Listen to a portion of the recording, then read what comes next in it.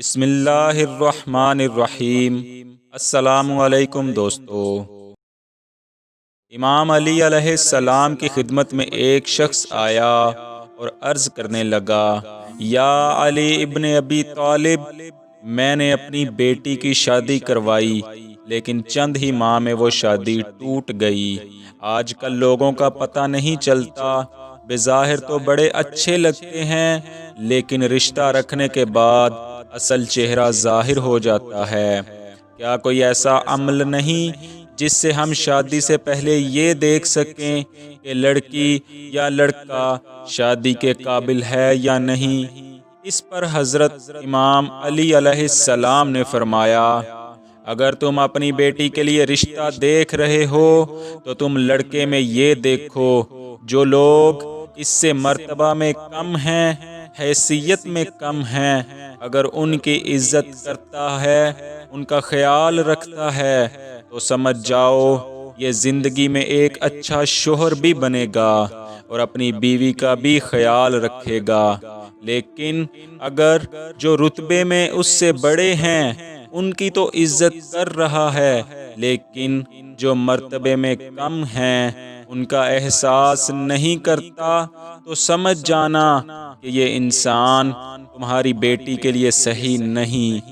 اتنی ہی دیر میں دوسرا شخص اٹھا اور پوچھنے لگا، یا علی علیہ السلام، اگر ہم اپنے بیٹے کے لیے رشتہ دیکھیں تو کیسے پتہ چلے کہ یہ لڑکی ہمارے بیٹے کے لیے صحیح ہے یا نہیں؟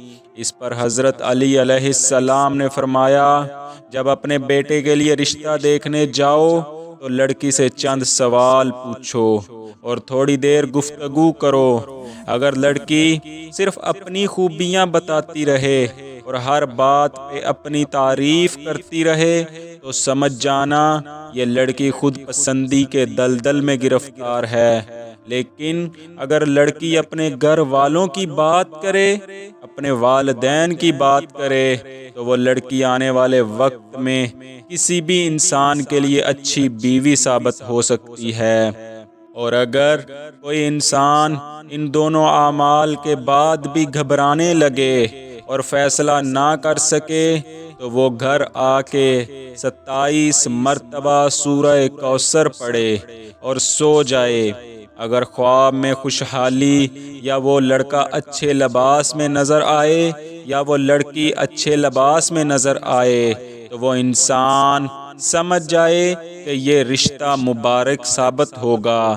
لیکن اگر خواب میں آگ یا شیطانی مناظر یا خون یا اس لڑکی یا لڑکے کا خراب روپ دیکھے تو پھر وہ رشتہ بہتر ثابت نہیں ہوگا۔